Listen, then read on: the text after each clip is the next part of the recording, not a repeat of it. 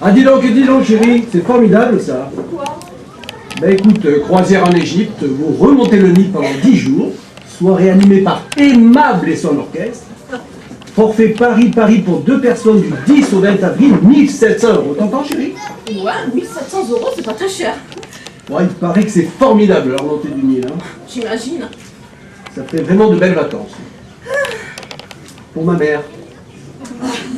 Ah, ouais, Eh, qu'est-ce que t'en dis, une croisière pour ma mère? très bien. En plus, elle sait nager, ta mère.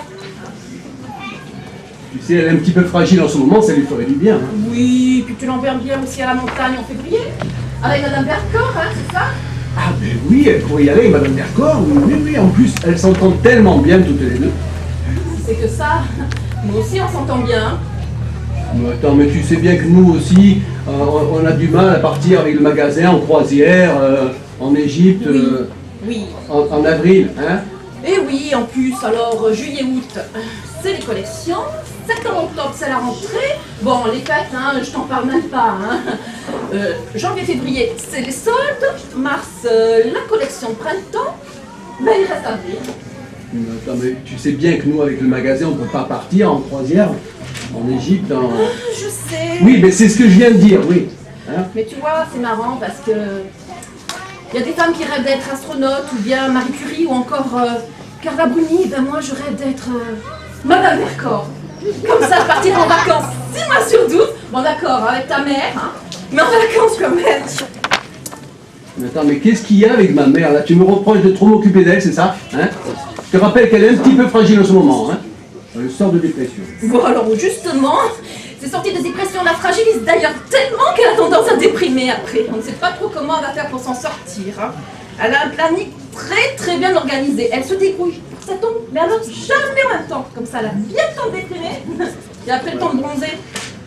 C'est la déprimée la plus bronzée que je connaisse. Eh ben, tout le monde n'a pas la chance d'avoir des parents aussi équilibrés que les tiens. Peut-être qu'ils prennent un tout petit peu plus sur eux et qu'ils comptent un tout petit peu moins sur les autres. Ah ouais, mais c'est peut-être un peu plus facile d'avoir le moral à deux dans 300 mètres carrés avenue Foch que toute seule dans une pièce à Clichy. Mais moi, je peux me tromper. Ouais, excuse-moi que mes parents ne posent aucun problème d'argent. Mais tant mieux pour eux s'ils savent pas ce que c'est que d'avoir à remonter la pente, ma chérie. Ils ne sauront pas non plus ce que c'est que de remonter le Nil, mon amour. Alors tu sais quoi, hein? En avril, tes parents, ils sont en Camargue, dans leur village, et leurs valets, leurs maîtres d'hôtel, leurs chevaux, hein? Or si tu penses qu'ils préfèrent s'enfermer dans une cabine de 10 mètres carrés pendant 10 jours, se taper tous les soirs Aimable et son orchestre, alors je pense qu'on peut peut-être leur proposer un petit échange avec ma mère. En plus, tes parents, ils l'adorent, ma mère. Bon, écoute, hein, je t'arrête tout de suite. Hein. Je t'avertis quand même que ce soir, je ne suis pas, mais alors pas du tout en jambes. Hein. Je suis en train de lire une étude comparative sur les crèmes épilatoires et je voudrais la finir. Oui, en effet, c'est très important. Oui. Et peut-être que quand tu te seras épilé, tu seras un peu plus aimable. Et son orchestre, bien sûr. T'arrêtes? Mais oui, j'arrête.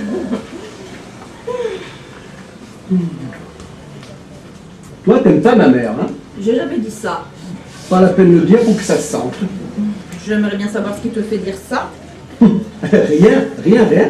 Je disais ça juste pour que tu saches que j'avais remarqué. Alors, je ne sais pas ce que tu as remarqué, mais je ne vais pas être là ce jour-là. Et si j'aimais pas ta mère, je ne vois pas comment je ferais la supporter aussi souvent. Eh bien voilà, on y est, donc tu supportes ma mère. Très bien. Alors, cite-moi une seule fois où j'étais désagréable avec elle. Ok, la canne que tu lui as offerte pour ton anniversaire, alors qu'elle n'a jamais eu de problème pour marcher. Tu trouves pas ça un peu déplacé, hein? Bon, alors déjà, hein, c'était pas une canne pour marcher, c'était une sculpture en bois et je la voyais d'avant très bien dans son entrée. Par contre, ce qui est déplacé, hein, c'est le prix qu'elle m'a coûté, sa canne.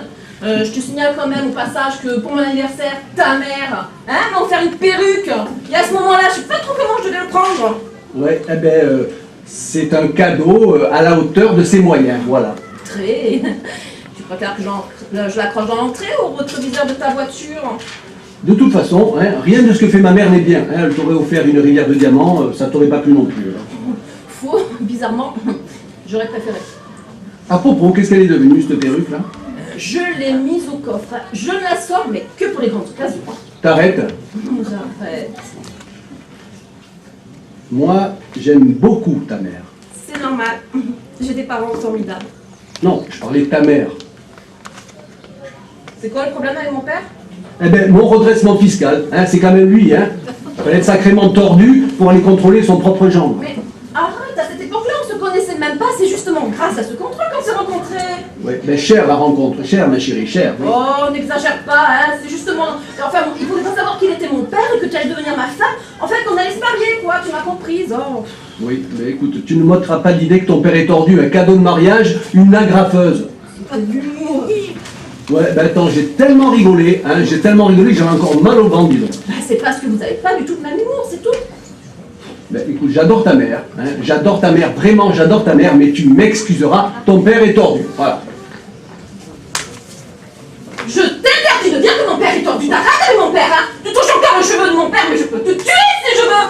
Merde, j'en ai marre de ta mère, j'en peux plus de Madame Vercors. Alors elle part à la mer, à la neige, à la montagne, elle part où elle veut, mais qu'elle dégage. Tu vois, je la supporte plus, elle me sort par les trous du nez, là. Ça fait 4 ans, 4 ans qu'on en parle matin, midi et soir.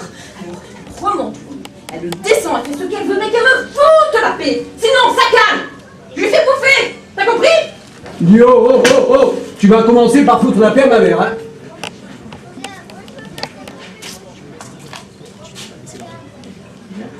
Oui. Non, mais me signale, oui. Me signale que si mon père était encore là, il irait casser la gueule à ton père ce tordu. Oui, ton père est tordu, ton père est tordu, ton père est tordu. Je le dirai autant de fois que je veux. Et si je te chope en train d'agrafer une perruque sur la tête à ma mère, je te fais bouffer la graffeuse, tes magazines et tout tes crèmes épilatoires. En plus, si maman n'avait pas été là, je ne serais pas là non plus, et on serait peut-être pas en train de vivre une belle histoire d'amour. En plus, c'est pas maman qui se permettrait d'aller te faire un contrôle fiscal, elle. T'as compris? Je crois qu'on devrait arrêter de parler de nous parler. J'ai l'impression que ça nous énerve.